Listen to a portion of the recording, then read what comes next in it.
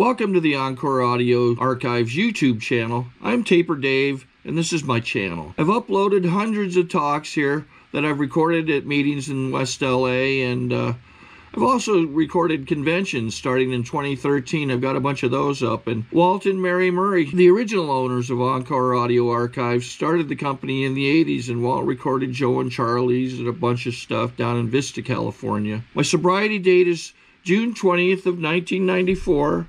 I hope you find something you like, so please like and subscribe to my channel and comment down below. If you want to hear something that I don't have or that you don't see, I'll see that I get it. Anyways, take care and have a great day if you want to. Okay, let's give a warm welcome to our main speaker, Mariette.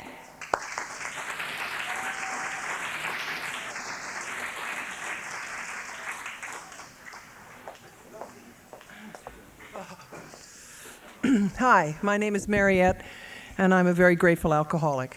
Hi. I'm so glad to be here tonight. It's always a nerve-wracking honor to speak at an Alcoholics Anonymous meeting, particularly when you know people know you and you can't lie. And I try to do that all the time, and it never works because with this face, people always know when I'm lying. I just wanted to read something because sometimes I come up here always feeling not enough, that my bottom is not low enough, although it's getting a lot lower, and it could be probably because I'm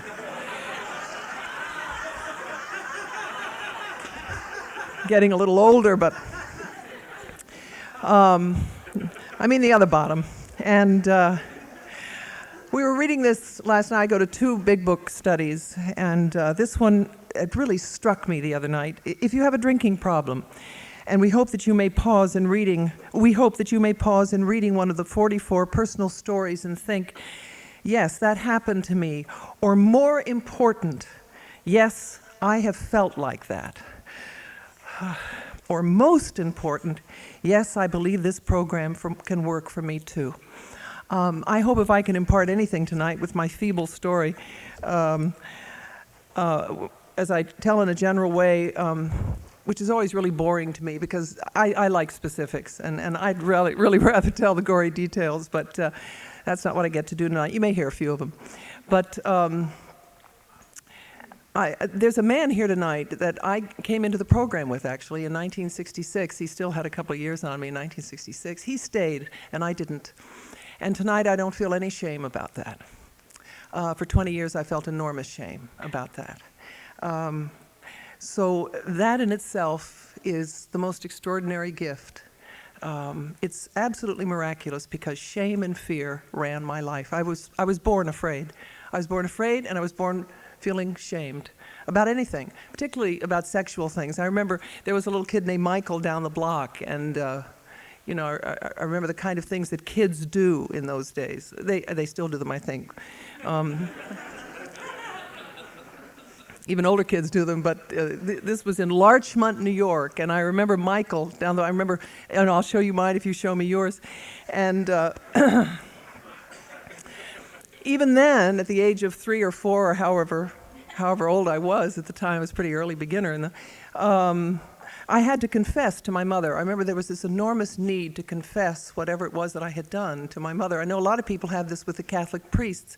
And oddly enough, my family was not religious. I was kind of drawn to God at an early age, kind of like a tropism.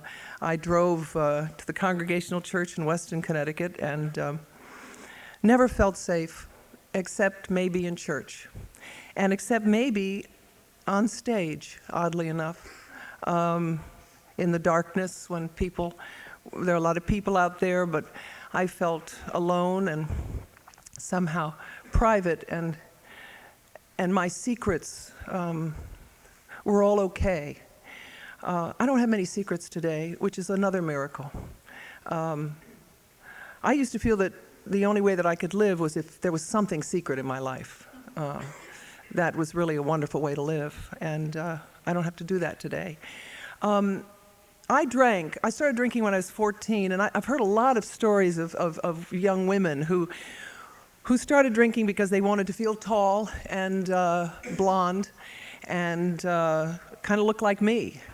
And when I was 14, when I drank, I got short. I was born, this tall, and I was born 5'9". I had my father's chest and legs, So when I drank at the age of 14, I got short and I got breasts. That was good enough for me, I'm awful glad I have shoulder blades today, because I got to tell you that's... Anyway, and date shoulder blade men. But my legs also got thin and gorgeous, and I got short breasts, and I mean, it was just the best. I just didn't think there was any other way to go. And I could talk, and I could be sexual. And at 14, that was not a particularly good thing to be, particularly if you came from the family that I came from. I was raised in a family where there was not a lot of affection. I mention this not because this is an excuse for drinking, because I don't think it is, but I've had the great honor in the last year of being able to speak to psychiatrists with a problem called OCD. I educate people around the country about it.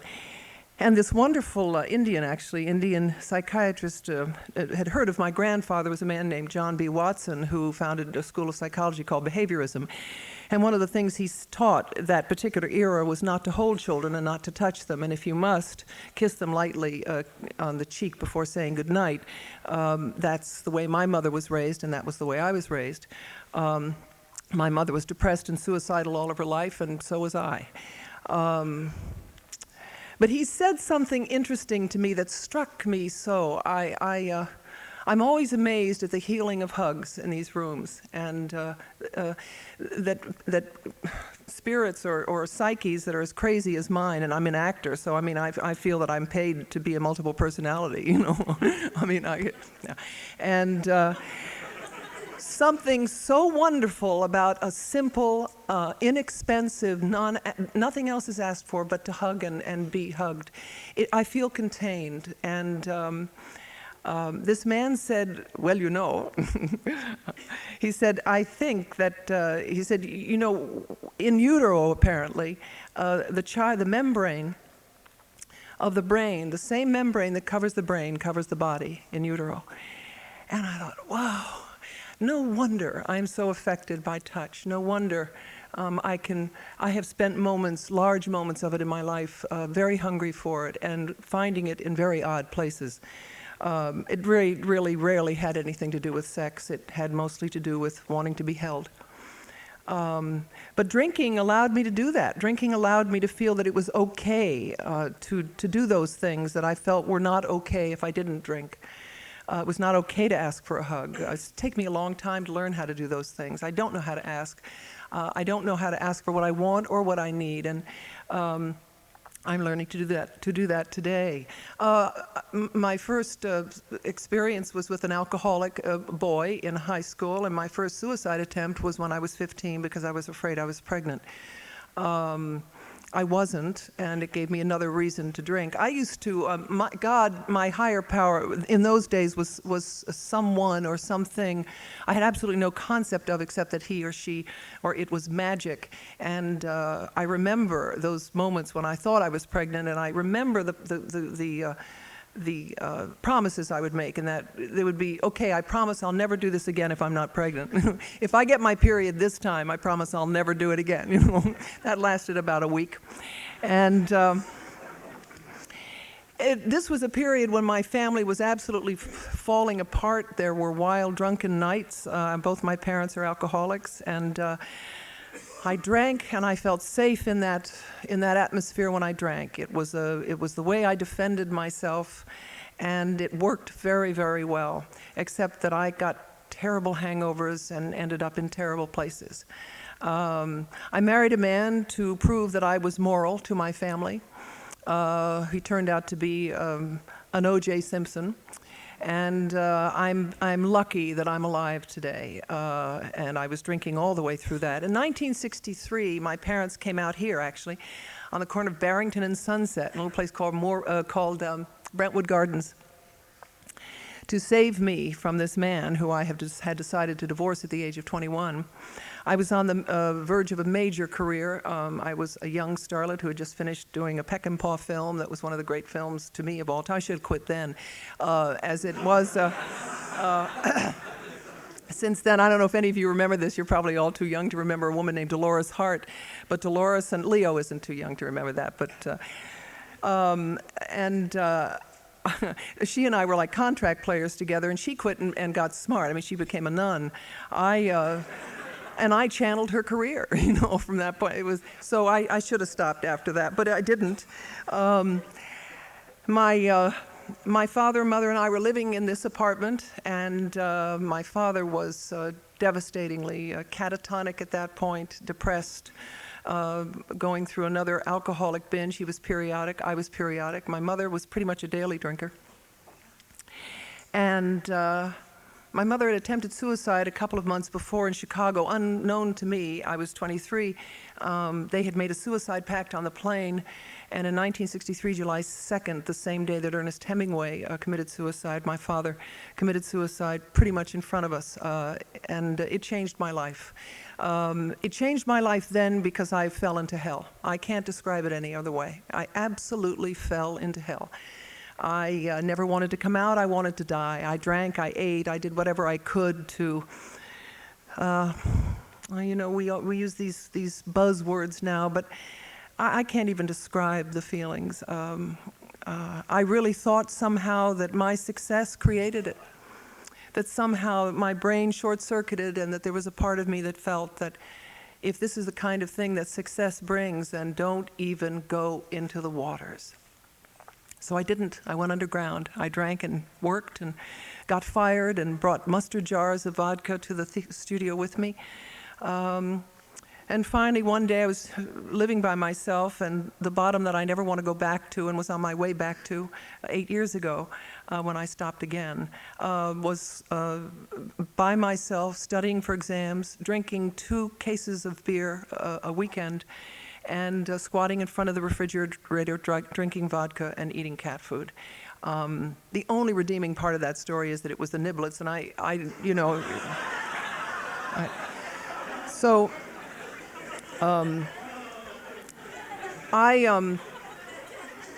I knew that someone was in AA. I knew that someone was not drinking through a lot of the things that I was feeling, and I didn't know how she did it, and I called her. Her name was Beverly Yates.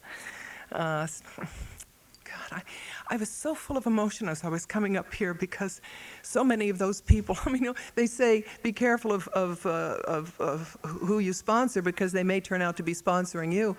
And actually that happened. I got a 12-step call. In those days, they did 12-step calls, and we really did them, and we had a fabulous time doing them. The wetter, the better. And there was one woman that I remember opening the door, and this gorgeous, wild, black-haired creature came out, and she said, "Oh, my God." I said, "What?" She said, "So this is what actresses do in their spare time." And I said, "If they're lucky." I think I remember saying that. Anyway, it sounds good. And it was Suzanne L., who, when I came back, did become my sponsor. I didn't stay. And I don't know why. You know, my life isn't long enough to be able to figure it all out. And I used to try all the time. I did everything to try to figure it all out. And there are moments of clarity that I have when I'm not in denial, because I do believe, for me, denial and trying to hang on to illusion was my first addiction. And I can't do it as well anymore. It doesn't work for me. And that's because I'm sober. There's no question. I went out and I did what any good alcoholic woman does. I met a man who was kind of semi-divorced. What did I know? He said he was. And he liked the way I drank, which was another prerequisite, and drank right along with me, and didn't really believe that I was an alcoholic, which was great. So I could keep the secret for almost 20 years. And although I was never dishonest about it, I just couldn't quite get back to meetings. I remember hiding from a sponsor because I had had a drink and she was standing in a movie line in Beverly Hills. Oh my God, I mean, to live that kind of a life. My son is having a little trouble drinking. Actually, isn't having any trouble at all drinking, but and he went to a doctor, and I, of course, called the doctor in my inimitable kind of codependent Al-Anon way and said, I think this kid may have a problem drinking. So he said, okay. And I spoke to him afterwards. He said, I don't think he does. I said, really? So he's conned you too, huh? He said, no, he may be an absolute, he may be an incredible denial, but I asked him the question that, if the person answers this way, they aren't generally an addict. And I said, what is the question? And he said, do you try to control your drinking? And my son said, no.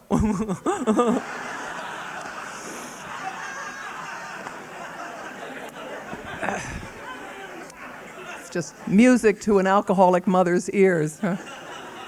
Shit. It's like, oh my God. So there's no hope.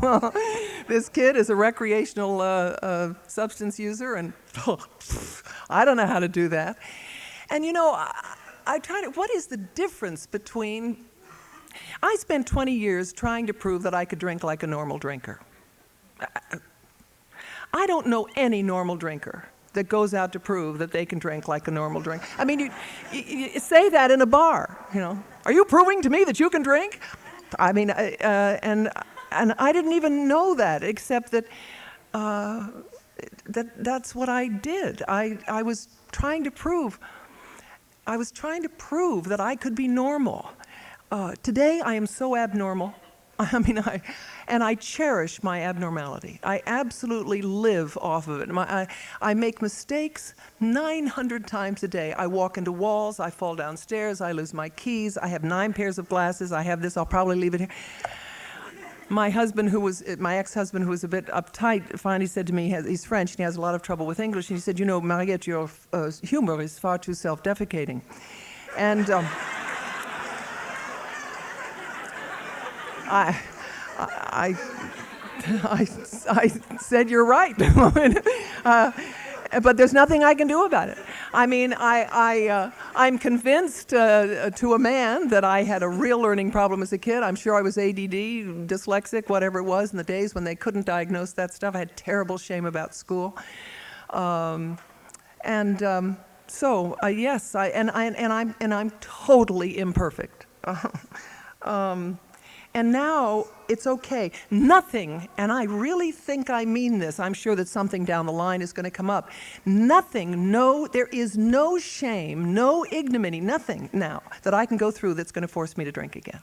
I mean, the key to this now, and I don't know how it happened, I absolutely don't know. I was in Jamaica, and I don't recommend that anybody get sober in Jamaica. I mean, the only thing you do in Jamaica is drink or scuba dive, and you can't do both of those at the same time or you don't come back up.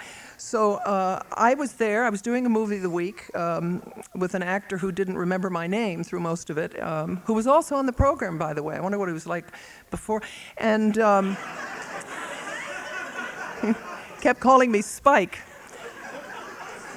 I don't know. But I knew he was sober, and that's the horrible part. When you've come back to this program, I really warn anybody who decides to go back out again after tonight. And, they say this to me, and it is absolutely the truth. AA wrecks your drinking. It wrecked my drinking. I used to have dreams about it at night. I used to feel that if I walked through those doors, that someone would say, you're not an alcoholic, get out, or you're not acceptable here anymore because you have slipped. I have such respect for people who go out and come right back in. The doors are open for anybody who goes out and comes back in. It took me 20 years, well, less than that, because what happened as a result of this strange person sitting in the front row, and many people who followed him and who also were a part of the movement, and actually I was one of the first people in the movement myself, not even knowing it. There was another program that brought me through the doors again. Because of my background, I had no idea that there was anybody that would understand the kind of family that I came from. I really thought that I was alone with that. I didn't know of anybody else. I didn't even know of anybody in the world whose parents had either attempted or committed suicide. And ACA saved my sanity. My mother's boyfriend committed suicide the same way my dad did, and I ended up having anxiety attacks and picking up, well, our bodies. And this is the interesting thing about sobriety for me. As the pain begins to come up in sobriety, and I believe that that's what my life is about now, is looking at the pain and trying to walk through it with people who have been there and are now on the other side. I get to feel it all now, and I don't get to alter any of it. And I get to talk about it all. And no matter how far down I have gone, and they promise this in the big book, whatever my experience has been, it can be shared with somebody else, and perhaps a life can be saved, certainly my own. I mention this because God has created an amazing miracle in my life. 9 years ago, a program was begun in New York City called the American Suicide Foundation in my apartment. Every ounce of experience that I have has gone into that, and also into a group here, and there's a beautiful woman here tonight who was in one of my groups. I do 8-week groups for survivors. If you had told me in 1963, as I watched my father wheeled out and as I went into the hell that I went into, that if I could stay alive 25, 30 years later, 2 major organizations would have been begun on his ashes, you could have knocked me over with a feather, and that's exactly what's happened. On May 10th, I get to go to the White House steps. I am the national spokeswoman for the American Suicide Foundation, this little kid from Connecticut. All I wanted to do was hide. And I get to represent them in the press conference so that we can start a week that is called Suicide Prevention Week. I really believe that this program should be called SA or BHA, Suicide Anonymous or Black Hole Anonymous.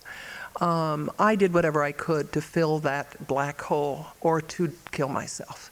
I felt that that's what I deserved, that's what I was worthy of, and it would certainly solve my problems and probably everybody else's. I'm so grateful that I was kept alive. I have 2 absolutely beautiful children today. I was able to bury my mother in sobriety.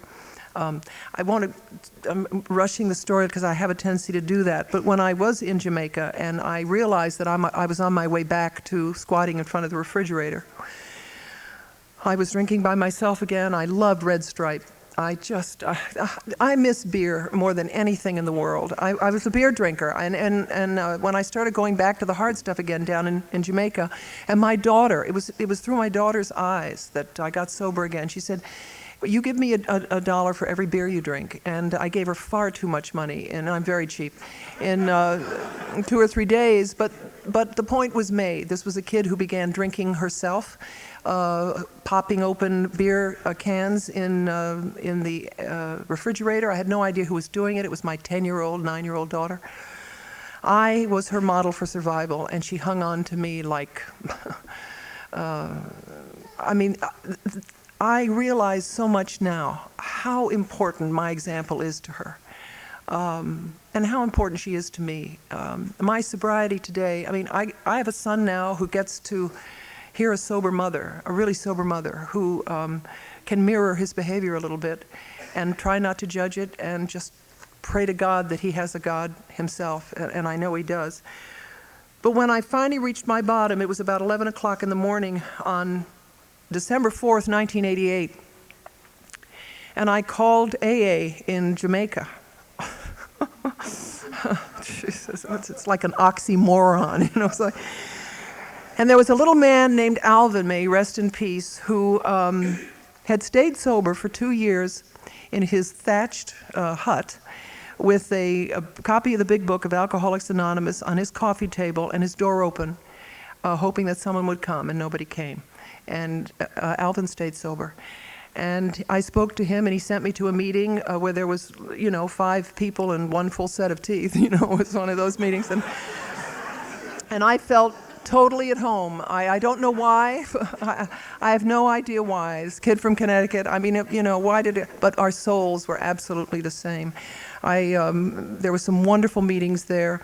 I came back, and one of the most important parts of my sobriety occurred then. I began making peace with my father's death. I continued to do that, but then it was particularly important. I knew that if I kept drinking, no matter how little or no matter how much, I would never close the door. I would never have closure with this man's life or death and my relationship with him. I buried him underneath an apple tree, sober, and it was an extraordinary experience. I buried my mother in sobriety. She died in my arms. I've been divorced in sobriety. I've lost a house in sobriety. I have to pay back taxes and back bills in sobriety. I have literally, in the last year, been in the middle of my bedroom with tears. I can't even, when you were describing the tears, I had no idea that divorce would split me apart to such a degree. And I think that one of the reasons was that it wasn't just that I divorced a man, but now that I'm sober, I also realize that I divorced a whole dynamic. I divorced a whole way of behaving. I divorced how to be. And that was 2 years ago when he left. And I was faced with me for the first time probably in my life. The feeling was sitting on the, you know, they say grieving is not a graceful process. Boy, it sure isn't. And I never know when it's going to hit, still hits. But I get to feel it all. I get to alter nothing here, not even the joyous stuff. And sometimes that's harder for me to accept than the pain. I'm real used to pain. But the joyous stuff, the quiet joy, you know, standing in the backyard of my house looking at a rainbow with my daughter as the rain is coming down and holding her, and or you know, just on my knees in the bedroom with the tears streaming down my face, pulling the entrails that have fallen out, trying to put them back in my body with absolutely no anatomy lesson, you know. And that's the way it felt. I went into a terrible depression this summer. I came face to face with my familial biochemical inheritance, which I had avoided for a lot of years, and it saved my life. And AA saved my life. I can't tell you the days that I would lie in the bed, because I was performing at the same time, lying in the bed, and someone would call and just say, "I love you, kid." And my life would be, I could get through the next hour. That's what would happen. There's a network here. There's a spiritual, I heard somebody describe it the other day as what we are, spiritual activists. I kind of like that. It's buzzy. But I never knew that I was enough. I never knew that my story would be enough. I never knew until you revealed to me your hearts and your souls, and you do it on a daily basis to me, on every level that I can think of, every single level. There are no secrets here. I never knew that was the way into heaven. That you would tell me about your secrets, and that I would listen and feel no shame, and then turn around and tell somebody else my secrets so that they wouldn't feel shame. I'm very creative today as this, you know, kind of sugar mommy type person began putting plasma, or trying to put plasma in half-dead psyches. I now get to look at myself and look at my creativity and my ability to play, my great joy of finding my own kid and trusting it, and in that sense also experiencing an extraordinary relationship with my daughter. I'm very grateful to be here. I'm so grateful that Donna asked me to speak, and that I see so many people here who have enormous meaning to me. Rich, Leo. Leo taught me how to meditate. He doesn't know that yet, because I had a hard time doing that. I believe in this program. I love this program. I hope that you stay. Even if I've said nothing that you can identify with tonight, I pray that you stay. There is really a life for you, and that is you. And we get a chance to experience that only by staying sober a day at a time. As I was driving, I realized that my creed is, I pray, I believe, and then I watch it happen. And when I stop believing, I call somebody and they remind me to believe. That's the way it works for me. Thank you.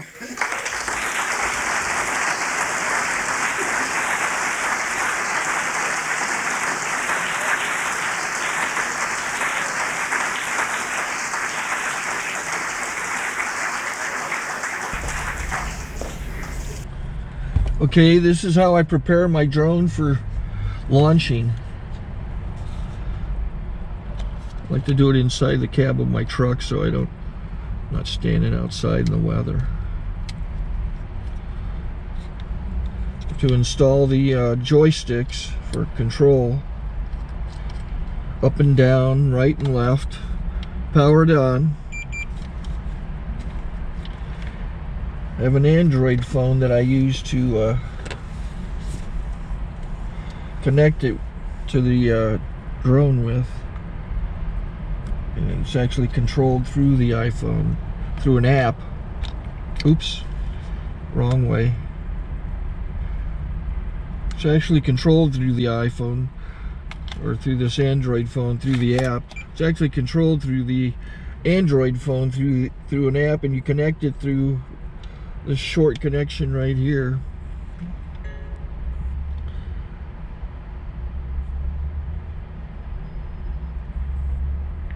Remote control connected. Remote control's connected. So I pull out the drone. I have to extend the legs. Long legs extended first, then the short legs. Remove the gimbal protector.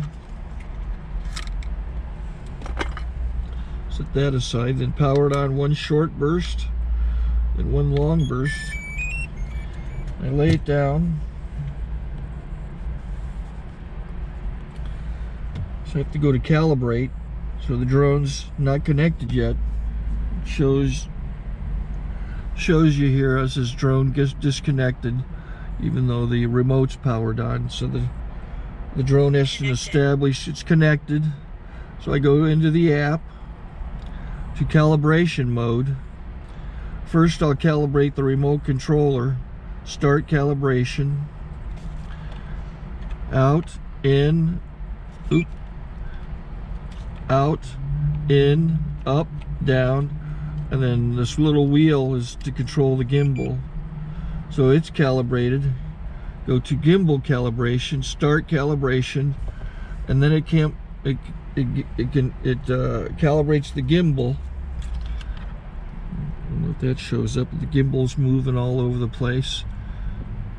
Changes, you can see it on the video. And I'm calibrated to take off. It's acquired 7 satellites at the moment. There are 26 satellites up in the sky, which it has to acquire before you can take off. So it's connected. It's got enough satellites. This is white. I can go to press this little arrow button, swipe right to take off, and it would start the motors if I slid this to the right. But I'll wait till I get outside. Don't want to do it inside.